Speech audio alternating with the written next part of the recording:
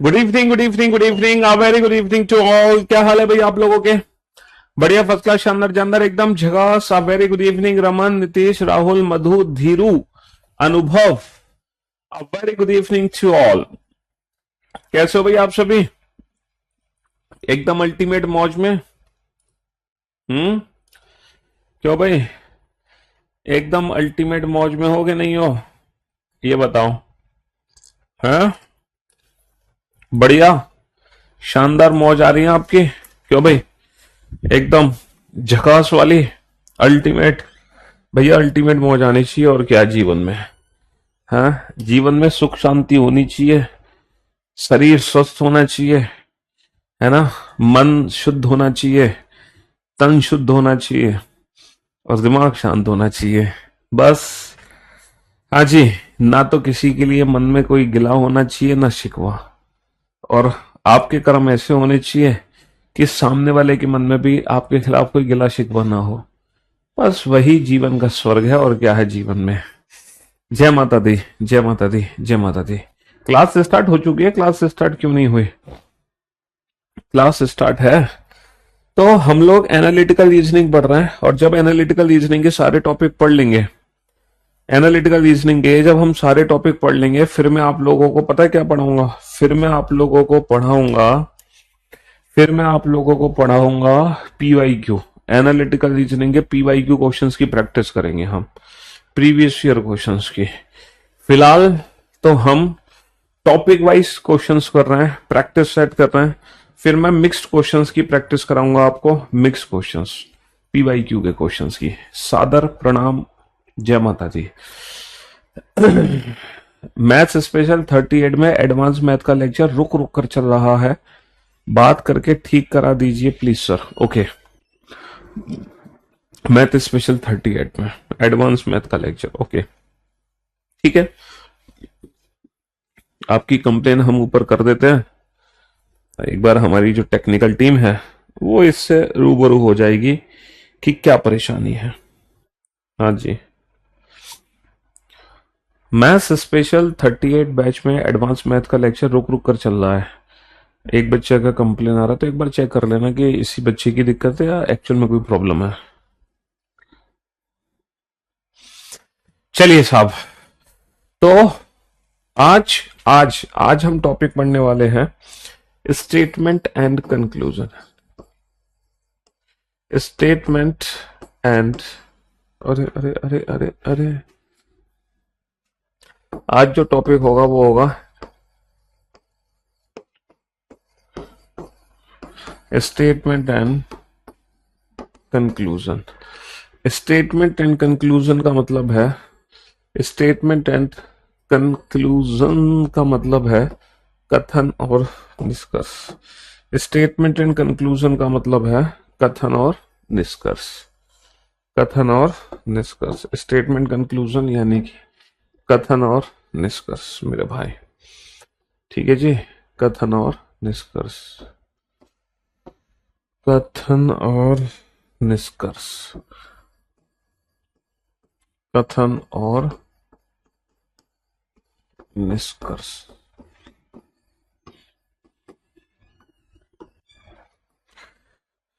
आप लोगों ने एक चैप्टर पढ़ा था सिलॉक्स, है ना। एक आप लोगों ने चैप्टर पढ़ा था सिलॉक्स, सिलोजिज्म, वो भी स्टेटमेंट कंक्लूजन था, कथन और निष्कर्ष। फिर आपने पढ़ा स्टेटमेंट एंड अजम्पशंस, कथन और पूर्व धारणाएं। हालांकि जो स्टेटमेंट अजम्पशंस है ना, आजकल एग्जाम में स्टेटमेंट अजम्पशंस कम, कंक्लूजन ज्यादा होते हैं। तो आजकल एग्जाम में ये जो अजम्पशंस वाले क्वेश्चंस हैं एग्जैक्टली ऐसे कंक्लूजन की तरह ही ट्रीट होने लगे हैं। कुछ दिन बाद स्टेटमेंट अजम्पशन चैप्टर खत्म ही हो जाएगा, सिर्फ एक स्टेटमेंट अजम्पशन या स्टेटमेंट कंक्लूजन, ये दोनों चैप्टर मिक्स होके एक चैप्टर बन जाएंगे। क्योंकि आजकल एग्जाम में अजम्पशन को ही हम क्या बोल देते हैं? कंक्लूजन बोल देते हैं, कंक्लूजन। ठीक है, यही हमारा होता है स्टेटमेंट एंड इन्फ्रेंस। इन्फ्रेंस भी बेटा यही है, इन्फ्रेंस भी यही है। तो अजम्पशन, कंक्लूजन, इन्फ्रेंस, अब ये लगभग तीनों चैप्टर एक जैसे हैं, लगभग तीनों ही। तो जो हमने शुरुआत करी थी स्टेटमेंट एजम्पशन से, आज दोबारा से लौट के हम वहीं पर आ चुके हैं और वही सेम टॉपिक हम रिपीट करने जा रहे हैं। बस इतना याद रखना, स्टेटमेंट कंक्लूजन में क्या होगा, कथन और निष्कर्ष में अब हमें वही निष्कर्ष ट्रू करना है जो 100% ट्रू है। स्टेटमेंट एजम्पशन में तो थोड़ी, मतलब स्टेटमेंट एजम्पशन में तो बस स्टेटमेंट में वो सब्जेक्ट मैटर होना चाहिए और अगर उसके फेवर में है तो वो एजम्पशन सही हो जाता था। लेकिन यहां पर बेटा वो 100% ट्रू तभी होगा कंक्लूजन जब एज इट इज वो बात कथन में बोली गई होगी। हम अपनी मर्जी से 0.01% भी कुछ भी अज्यूम नहीं करेंगे यहां पर, ठीक है। हाँ जी, कुछ भी हम अज्यूम नहीं करेंगे। तो बाकी आप लोग कैसे समझोगे, बाकी आप लोग समझोगे ऐसे, जब मैं आप लोगों को क्या कराऊंगा, जब मैं आप लोगों को एज इट इज, जब मैं आप लोगों को कराऊंगा एज इट इज क्वेश्चंस, ठीक है। अच्छा, जब हम एज इट इज क्वेश्चन करेंगे बाकी कहानी तब समझोगे आप, और जो एग्जाम में पूछे गए प्रश्न है उनको सॉल्व करेंगे तब आप इस स्टेटमेंट कंक्लूजन को समझोगे, ठीक है। कथन, आर्गुमेंट, अजम्पशन हो गया, कॉज एंड इफेक्ट हो गया, कोर्स ऑफ एक्शन हो गया, आर्गुमेंट हो गया। अब हम चलते हैं स्टेटमेंट एजम्पशन पे। आज फ्राइडे है, वीकेंड का बार। मंडे को हम करेंगे बेटा, मंडे को हम करेंगे रीजन असर्शन, फिर हम करेंगे ट्यूसडे को डिसीजन मेकिंग, फिर वेंसडे को हम करेंगे डेटा सफिशिएंसी, है ना। फिर उसके बाद मतलब ये जो एनालिटिकल रीजनिंग है ये नेक्स्ट वीक भी चलेगा, फिर नेक्स्ट वीकेंड तक एनालिटिकल रीजनिंग पूरे तरीके से समाप्त होगा, नेक्स्ट वीकेंड तक, ठीक है।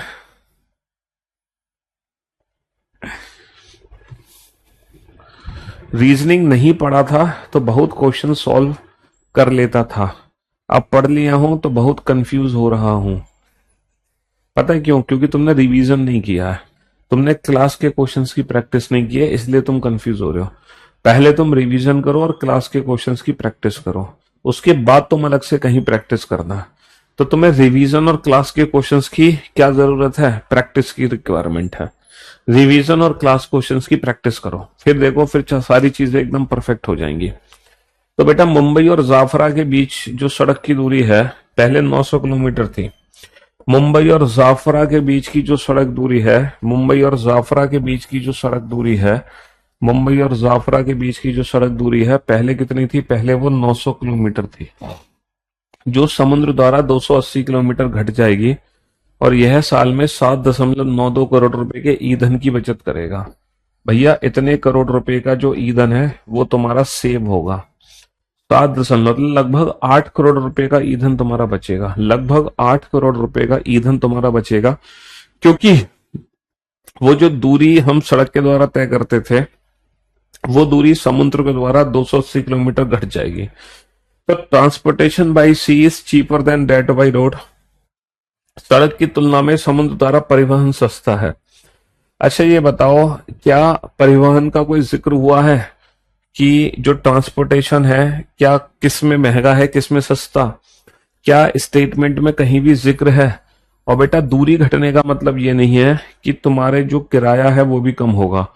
फ्यूल की बचत हो रही है बट इट डजंट मीन कि किराए की बचत हो रही है, क्योंकि बाई एयर तो बेटा डिस्टेंस हमारी और कम होती है, बट इट डजंट मीन कि हमारा किराया सस्ता हो जाता है ना। But it's doesn't mean data sufficiency हो गया है, ओके तो मे बी हो गया होगा, बट इट डजंट मीन कि तुम्हारा किराया सस्ता हो जाता है। तो किराया सस्ता से मैटर नहीं है, मैटर है यहां पर जो दिया हुआ है non verbal is important for banking exam. Banking exam के सिलेबस में नहीं है नॉन वर्बल।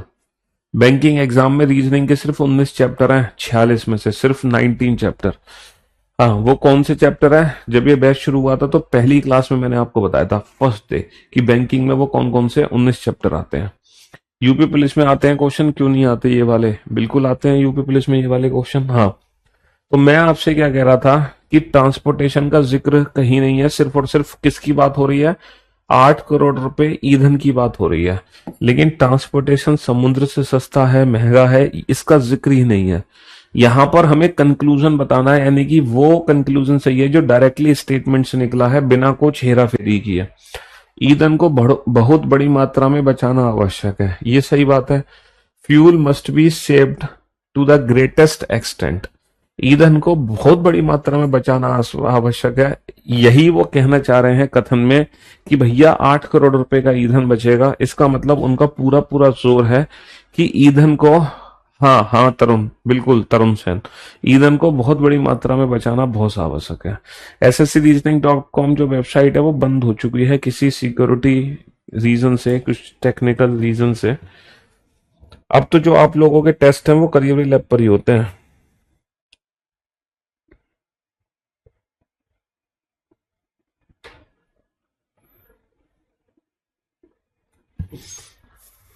जी,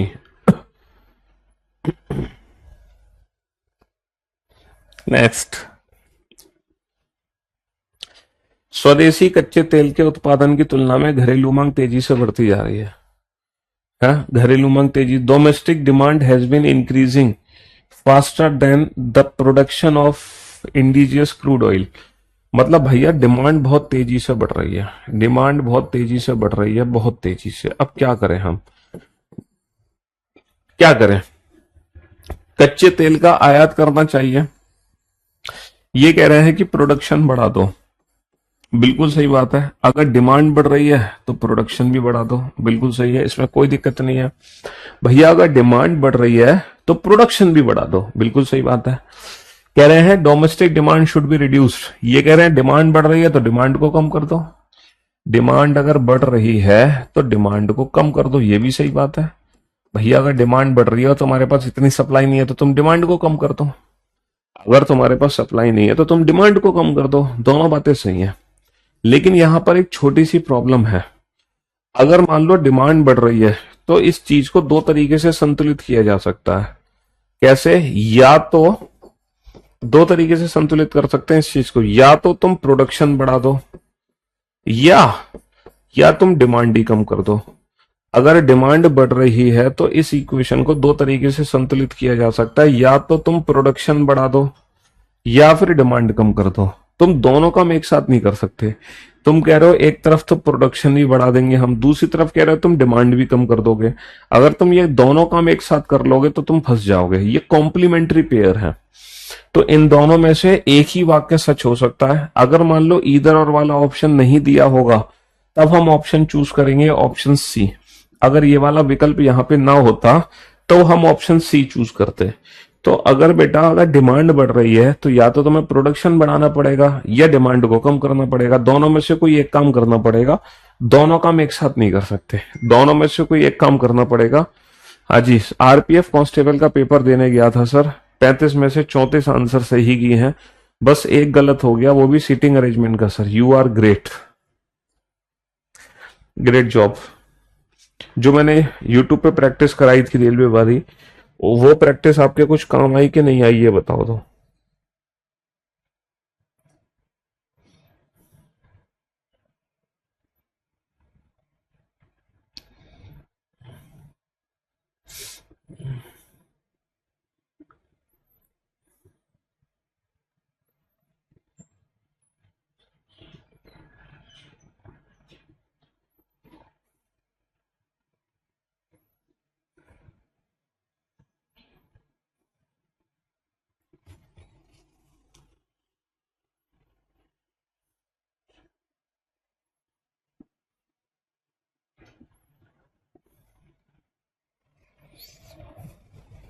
हाँ जी, चलिए साहब, बहुत ज्यादा आई सर, वहीं से प्रैक्टिस की थी मैंने। ग्रेट जॉब, बेहतरीन।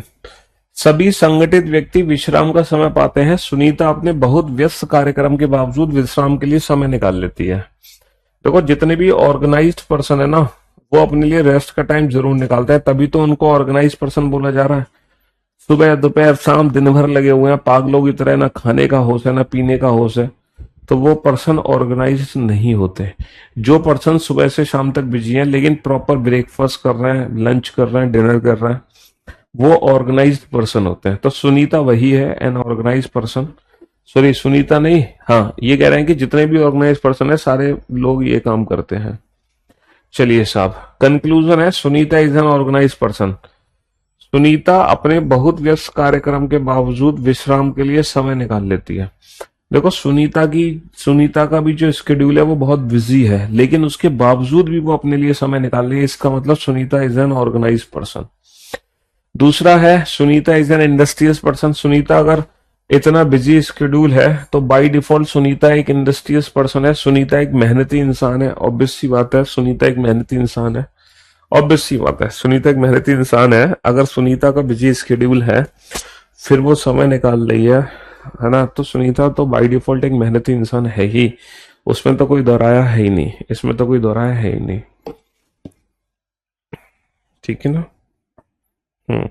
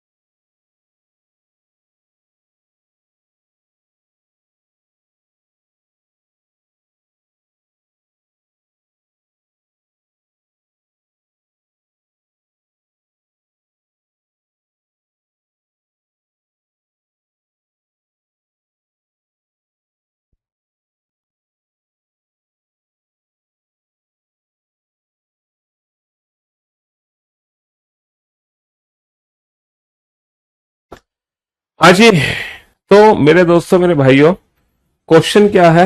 क्वेश्चन ये है, यह पुस्तक जेड एकमात्र पुस्तक है, एकमात्र ऐसी पुस्तक है जो 1950 और 1980 के बीच में गरीबी की समस्या पर अपना ध्यान केंद्रित करती थी। यानी कि 1950 से लेके 1980 के बीच में this is the only book Z. इसका मतलब समझ रहे हो? इसका मतलब ये है 1950 1980 के बीच में एकमात्र बुक है हमारी जेड, सिर्फ एकमात्र। इसके अलावा कोई दूसरी किताब ही नहीं है। 1950 से 1980 के बीच में this is the only book Z. इसके अलावा 1950 और 80 की अगर मैं बात करूं, इन इसके अलावा कोई भी इस 30 सालों में किताब नहीं थी। तो 1950 से पहले गरीबी का कोई सवाल नहीं था बेटा। 1950 से पहले क्या था क्या नहीं था इसका तो कोई जिक्र है नहीं। 1950 से 1980 के दौरान भारत में गरीबी से संबंधित कोई अन्य पुस्तक नहीं थी। ये बात बिल्कुल सच है, क्योंकि this is the only book. इसका मतलब समझते हो कि इसके अलावा कोई और किताब थी नहीं। This is the only book Z between 1950 and 1980। इसका मतलब 1950-1980 के बीच में जेड के अलावा कोई किताब ही नहीं थी। है ना जी? चलिए बेटा, ये जो प्रोफ्स हैं, सेइंग्स हैं, कहावतें हैं, तो हमेशा सच होती हैं। सफलता का रहस्य है उद्देश्यता की निरंतरता है। ये क्या कहना चाह रहे हैं? हैं? हैं?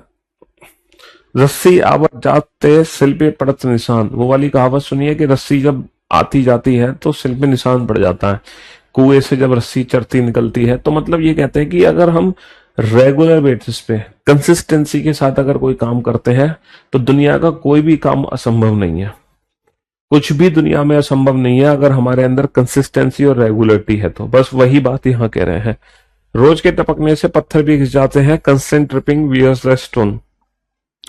बिल्कुल सच बात है। सफलता पाने के लिए एकांकी भक्ति आवश्यक। ये जितने भी प्रोप सेइंग्स कहावतें हैं, है ना, ये तो सब छूंगी। इंग्लिश स्पेशल 34 में रिकॉर्डेड क्लास चल रही है, डाउट क्लियर नहीं हो रहा। बेटा रिकॉर्डेड नहीं होगी, वो हो सकता है डाउट, यार टीचर हर किसी बच्चे का कमेंट नहीं पढ़ पाता है, ये कहानी है। और वो मैथ वाली प्रॉब्लम बेटा रिजॉल्व हो गई है, तुम्हारी जो मैथ की प्रॉब्लम एक बच्चे ने दी थी ना, वो रिजॉल्व हो गई है।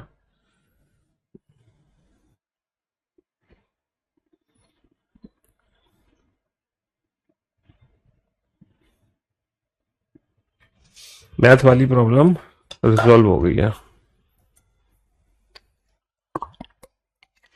करत करत अभ्यास से जड़मति होत सुजान, रस्सी आवत जाते सिल पे पड़त निशान। बिल्कुल सही बात है। भारत में शीर्ष 10%, भारत में शीर्ष 10% परिवारों द्वारा साझा राष्ट्रीय आय इनकम 35 है। मतलब ये क्या कह रहे हैं पता है, टॉप 20% जो फैमिली है ना, वो नेशनल इनकम का 35% जमा कर देती है। भारत की जो भी नेशनल इनकम है उसका 35% हिस्सा तो बेटा टॉप 10 फैमिलीज हैं, भारत के टॉप 10 फैमिलीज। जब कोई अर्थव्यवस्था तेजी से बढ़ती है तो आबादी के कुछ हिस्सों से धन की एकाग्रता होती है। इकोनॉमी ग्रो फास्ट स्लो, इससे रिलेटेड तो कुछ है ही नहीं, इकोनॉमी से रिलेटेड तो कुछ है ही नहीं, है ना, इकोनॉमी से तो रिलेटेड है नहीं। चलिए, भारत में राष्ट्रीय आय इनकम असमान रूप से वितरित है। The national income is unevenly distributed in India. भैया ये तो सही बात है, नेशनल इनकम अनइवनली डिस्ट्रीब्यूटेड है, तभी तो है टॉप 10% पूरा 35% इनकम बना रहा है। 10% फैमिली पूरी 35% की इनकम बना रहा है, तो नेशनल इनकम अनइवनली डिस्ट्रीब्यूटेड है। बिल्कुल सच बात है। प्रधानमंत्री ने जोर दे के कहा कि उनकी सरकार गरीब किसानों और कृषि श्रमिकों के उत्थान के लिए हर संभव प्रयास करेगी। गरीब किसानों और कृषि श्रमिकों को छोड़कर अन्य सभी को विकास के फलों का लाभ मिला है। बेटा अन्य सभी को विकास के फलों का लाभ मिला है, अन्य सभी के बारे में तो कोई जिक्र ही नहीं है। दूसरा, समाज के किसी भी वर्ग के उत्थान के लिए अतीत में क्या हुआ क्या नहीं हुआ इससे हमें कोई लेना देना नहीं है। अतीत में क्या हुआ क्या नहीं हुआ इससे हमें कोई लेना देना नहीं है।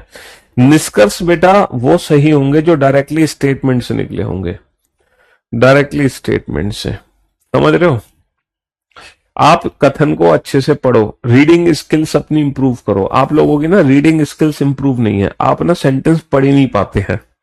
आपको क्वेश्चन पढ़ने में 2-3 बार का समय लगता है, आप 2-3 बार पढ़ते हो तब जाके तो समझ पाते हो तुम। तो ये हैबिट सुधारो अपनी। राज्य की कैबिनेट ने राज्य में मिल्क क्लच से निपटने के लिए कुछ कदम उठाए क्योंकि सहकारी समिति और सरकारी डेयरियां उपलब्ध दूध का उपयोग करने में विफल रही। ये कहना चाह रहे हैं राज्य की कैबिनेट ने राज्य में मिल्क क्लच से निपटने के लिए कुछ कदम उठाए। बेटा दूध की बाढ़ आ गई, बाढ़। दूध की बाढ़ आने का मतलब पता है क्या है? दूध की बाढ़ आने का मतलब है, जो बेटा व्हाइट कवर पेज वाली बुक है वो मेन बुक है। दूध की बाढ़ आने का मतलब है कि भैया प्रोडक्शन इतना ज्यादा हो गया दूध का, डिमांड बहुत कम थी। लेकिन फिर क्या हुआ कि सरकार ने कुछ कदम राज्य की कैबिनेट ने कुछ कदम उठाए उस इतने सारे दूध से निपटने के लिए, क्योंकि सहकारी समितियां और सरकारी डेयरियां, क्योंकि cooperatives and government dairies failed, government और कोऑपरेटिव डेयरीज फेल्ड हो चुकी हैं, इसीलिए कैबिनेट ने ये कदम उठाए हैं। The milk production of state excess more than its needs. सही बात है, अगर दूध की बाढ़ आई है तो प्रोडक्शन बहुत ज्यादा है डिमांड से। राज्य में सरकारी और सहकारी डेयरियां इस तरह के अतिरिक्त दूध को संभालने के लिए संसाधनों और प्रौद्योगिकी के मामले में सुसज्जित नहीं है। भैया सुसज्जित नहीं है तभी तो राज्य की कैबिनेट ने कदम उठाए। अगर सुसज्जित होती है तो राष्ट्र की कैबिनेट को कदम क्यों उठाने पड़ते? रास्ते की कैबिनेट को कदम क्यों उठाने पड़ते? उसने कदम इसलिए उठाए क्योंकि कॉरपोरेटिव और गवर्नमेंट डेयरीज फेल्ड हो रही हैं। तो भैया राज्य की कैबिनेट को कदम उठाने पड़ेंगे, राज्य की कैबिनेट को कदम उठाने पड़ेंगे, उसकी मजबूरी होगी, है ना? हाँ जी, बनाओ इस क्वेश्चन को।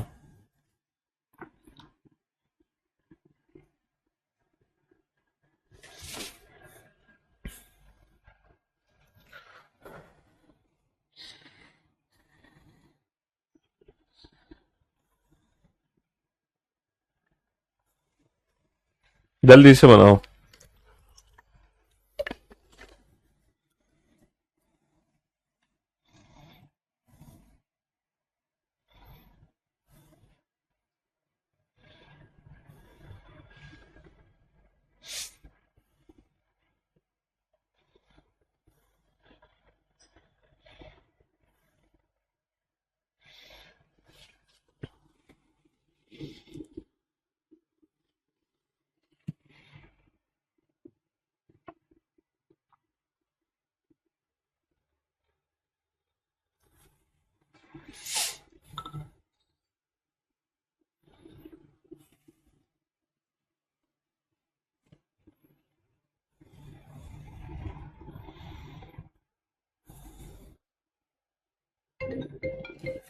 हाँ जी,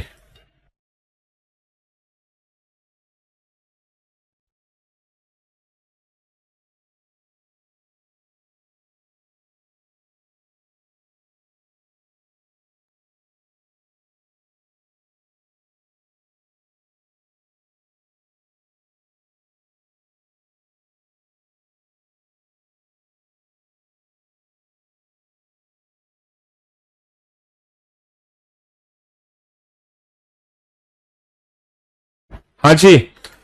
भैया प्रबंधक ने अपने सहयोगियों की उपस्थिति में सचिन को अपमानित कर दिया। सचिन ये तेंदुलकर नहीं है भैया, ये सचिन तेंदुलकर नहीं है। आप इसको तेंदुलकर समझ रहे हो, सचिन तेंदुलकर समझ रहे हो तो वो गलत है। ये सचिन तेंदुलकर नहीं है, समझ रहे हो? ये कोई भी सचिन है नॉर्मल। तो the manager didn't like Sachin, भैया मैनेजर सचिन को पसंद नहीं करता इसलिए ह्यूमिलेटेड किया, ये तो गलत है भाई। उसने कोई गलती करी होगी। अब मान लो मैं किसी का अपमान कर रहा हूँ अपनी टीम में, तो इसका मतलब ये थोड़ी कि मैं उसको पसंद नहीं करता इसलिए अपमान करता हूँ या कर रहा हूँ। अरे उसने कोई ना कोई फॉल्ट किया होगा, गलती की होगी, तभी तो मैनेजर ने सचिन को डांटा। इसका मतलब ये थोड़ी कि उसमें कोई दिक्कत है, ये गलत बात है। ह्यूमिलेटेड हुआ है सचिन तो अपनी गलती से हुआ होगा, कुछ ना कुछ तो उसने गलत किया होगा। Sachin was not popular among these colleagues, अच्छा वो पॉपुलर नहीं था इसलिए अपमान कर दिया। वाह, ये क्या बात हुई कि वो पॉपुलर नहीं था इसलिए अपमान कर दिया? हाँ जी बेटा, प्रैक्टिस के लिए मैंने बताया तो था। दोनों बुक में से कौन सी बुक से प्रैक्टिस? जो मेन किताब है वाइट कवर पेज की बुक है, और PYQ प्रैक्टिस बुक है। जो मेन बुक है ना वाइट कवर पेज की, उसमें कंप्लीट थ्योरी, अप्रोचेस, ट्रिक्स सब कुछ लिखी हुई है ना? और जो सिर्फ और सिर्फ ओनली ऑन प्रैक्टिस पर बेस्ड है वो है PYQ चैप्टर वाइज, जहां केवल और केवल प्रैक्टिस है, उसके अलावा कुछ नहीं है। समझ रहे हो? चलिए, देश की सरकार ने हाल ही में कई रियायतों की घोषणा की है और विदेशी आगंतुकों के लिए एक आकर्षक पैकेज टूर की पेशकश की है। देश की सरकार ने कई रियायतों की घोषणा की और विदेशी आगंतुकों के लिए आकर्षक पैकेज टूर की पेशकश की। फॉरेनर्स को अट्रैक्ट किया है। किसको अट्रैक्ट किया है? फॉरेनर्स को अट्रैक्ट किया है, फॉरेन विजिटर्स को अट्रैक्ट किया है, और कई सारी छूट उन्हें दी गई है।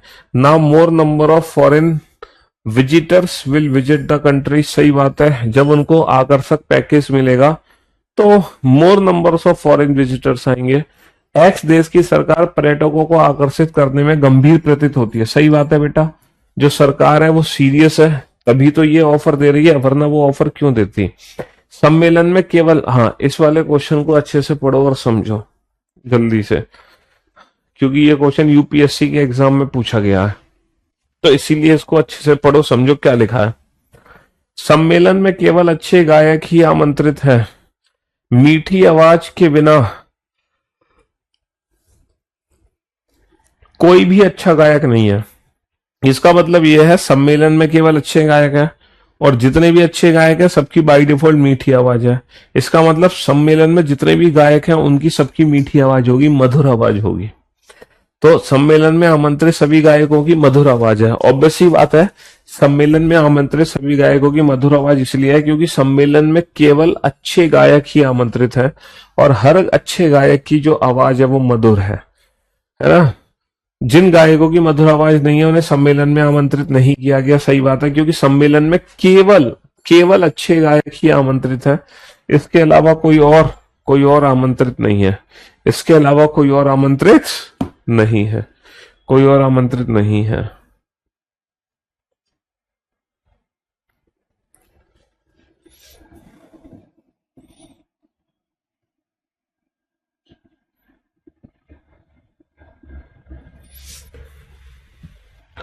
एक हालिया सर्वेक्षण रिपोर्ट में यह कहा गया है कि जो लोग दिन में आधे घंटे शारीरिक व्यायाम करते हैं उन्हें दिल की बीमारियों का खतरा कम होता है। ये कह रहे हैं कि भैया रोज रेगुलर बेसिस पे आप आधे घंटे का फिजिकल एक्सरसाइज करो तो आपको जो दिल की बीमारियां हैं वो कम लगेंगी। अगर आप हाफ एन आवर भी प्रैक्टिस कर लेते हो, मतलब एक्सरसाइज कर लेते हो, तो है ना, हार्ट की जो डिसीज है वो कम होंगी। Moderate level of physical exercise is necessary for leading a healthy life. सही बात है। डेस्क बाउंड जॉब करने वाले सभी लोग निश्चित रूप से, ये कह रहे हैं निश्चित रूप से, भैया जो डेस्क बाउंड करता है वो निश्चित रूप से बीमार पड़ता है, ऐसा तो कुछ नहीं लिखा है कि डेस्क बाउंड करने वाला जॉब निश्चित रूप से बीमार पड़ेगा दिल की बीमारियों से। नहीं नहीं नहीं नहीं, यह दुनिया ना अच्छी है ना बुरी है, प्रत्येक आदमी अपने लिए एक दुनिया बनाता है। सही बात है बेटा, दुनिया किसी के लिए अच्छी है, किसी के लिए बुरी है, और एक्चुअली हर आदमी की अपनी अलग दुनिया है। कहते हैं ना, तू तो अपनी दुनिया में ही खोया हुआ है। हर आदमी की अपनी एक अलग दुनिया है। हर आदमी अपनी दुनिया का क्या है, हीरो है, hero. Some people find this word quite good, some people find this word quite bad. सही बात है, कुछ लोग दुनिया को अच्छा मानते हैं, कुछ बुरा मानते हैं, क्योंकि दुनिया ना अच्छी है ना बुरी है, किसी के लिए अच्छी है, किसी के लिए बुरी है। 5 महीने में पैसा 2 गुना करें, बाबूराव स्टाइल। 5 महीने में पैसा 2 गुना करें, 5 महीने में पैसा डबल, 5 महीने में पैसा डबल है। पहला कंक्लूजन है, the assurance is not genuine. आपने कहा कि ये जो एश्योरेंस है ये जेन्युइन नहीं है। अब आप कैसे कह सकते हो कि ये एश्योरेंस जेन्युइन नहीं है कि 5 महीने में पैसा डबल कर दो, ये एश्योरेंस जेन्युइन नहीं है। मान लो कोई स्कीम आ गई बैंक में कोई स्कीम है ना। मान लो एसबीआई बैंक ने कोई नोटिस निकाल दिया, या कोई एफडी ऐसी आ गई, या कोई इन्वेस्टमेंट ऐसा आ गया जो 5 महीने में पैसा 2 गुना कर रहा है। तो वो डिपेंड करता है कि ये जो स्टेटमेंट लिखा हुआ है, ये जो एडवर्टीजमेंट है, ये एडवर्टीजमेंट किसके द्वारा है ना, ये एडवर्टीजमेंट किसके द्वारा है, डिपेंड उस पे करेगा कि ये जेन्युइन है कि नहीं। मान लो ये एडवर्टीजमेंट, तुम मान लो दीवार पे एक पोस्टर चिपका हुआ है, लट्ठे पे एक पोस्टर चिपका हुआ है, और उस पोस्टर पे आप पढ़ते हो 5 महीने में पैसा डबल, है ना, किसी प्राइवेट ऑर्गेनाइजेशन के द्वारा है, तो डेफिनेटली जेन्युइन नहीं है। लेकिन अगर किसी, है ना, ऑर्गेनाइज्ड कंपनी के द्वारा ये एडवर्टीजमेंट निकाला गया है तो फिर ये जेन्युइन भी हो सकता है। इसीलिए the assurance is not genuine ऐसा कहना गलत है, क्योंकि ये एश्योरेंस जेन्युइन हो भी सकता है। People want their money to grow. सही बात है, लोग तो अपना पैसा बढ़ाना चाहते हैं, लोग तो अपना पैसा, तभी तो ऐसे लुभाने ऑफर आते हैं। हाँ जी। हम्म।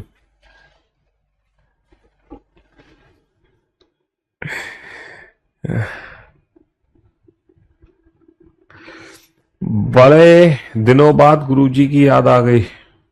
इतना प्रेशर रहता है कि जब जरूरत नहीं है, अभी तो 1 घंटे देकर पढ़ भी मन नहीं सकता हूं। क्या कहना चाह रहे हो?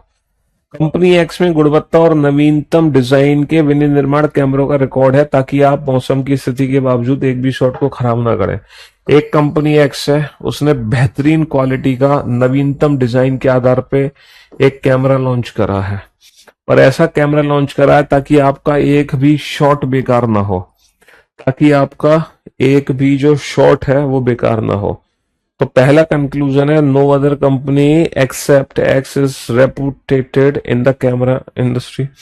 ये कह रहे हैं एक्स को छोड़कर कोई अन्य कंपनी उद्योग में प्रतिष्ठित नहीं है। बेटा कोई अन्य कंपनी का तो जिक्र ही नहीं हो रहा, या फिर उन्होंने ये तो नहीं बोला ओनली कंपनी एक्स, उन्होंने ओनली वर्ड का तो यूज नहीं किया। अगर ये ओनली वर्ड का यूज करते तो ये सही हो जाता, यहाँ पे ओनली वर्ड का यूज नहीं किया गया है, इसका मतलब ये गलत है।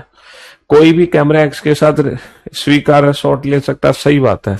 ये कैमरा एक्स की इतनी तारीफ कर रहे हैं तो कोई भी उसके साथ एक परफेक्ट शॉट ले सकता है। कोई भी देश इन दिनों बिल्कुल आत्मनिर्भर नहीं है ना। No country is absolutely self depend these days. Self depend हो कैसे सकती है ये बताओ, क्योंकि कहीं गेहूं है, कहीं चावल है, कहीं तेल है, कहीं पानी है, तो कोई भी कंपनी कंप्लीटली सेल्फ डिपेंड कैसे हो सकती है। It is impossible to grow and produce all that a country needs. ये बिल्कुल फैक्ट है, ये फैक्चुअल डेटा है कि किसी भी देश की आवश्यकता के लिए सब विकसित करना और उत्पाद करना असंभव है ना, बिल्कुल असंभव है। सामान्य तौर पर देशवासी आलसी हो गए हैं। भैया देशवासी आलसी हो गए हैं? देशवासी ही तुमने आलसी बना दिए, देशवासी ही तुमने आलसी बना दिए। आर्थिक सुधार, आर्थिक सुरक्षा लोगों को बेहतर और अधिक खुशहाल बनाती है। आर्थिक सुरक्षा लोगों को बेहतर और अधिक खुशहाल बनाती है और उनके व्यक्तित्व पर अच्छा प्रभाव डालती है। ये तो है, आर्थिक जो सुरक्षा है लोगों को बेहतर और अधिक खुशहाल बनाती है। आर्थिक सुरक्षा, अगर किसी का बैंक बैलेंस ठीक ठाक है, वो लोग बेहतर होंगे और अधिक खुशहाल होंगे और उनके व्यक्तित्व पर अच्छा प्रभाव भी डलेगा। People who earn more money are happier. जो लोग अधिक धन कमाते हैं वे अधिक खुशहाल होते हैं। यही तो बात कही जा रही है कि जो आर्थिक सुरक्षा है वो लोगों को बेहतर और खुशहाल बनाती है। तो जो लोग अधिक धन कमाते हैं वो अधिक खुशहाल होते हैं। Economic security makes people better and more happy and has a good effect on their personality. To maintain a good personality, people should be financially strong. ये गलत है, ये गलत है कि भैया अगर आपको गुड पर्सनैलिटी मेंटेन करनी है तो फाइनेंशियली क्या होना पड़ेगा, स्ट्रांग होना पड़ेगा। आप बिना उसके भी हो सकते हो। अधिकांश भारतीय जानते हैं कि उनके पास एक महान विरासत है, किंतु कुछ इसमें विज्ञान को शामिल करते हैं। Most Indian know that they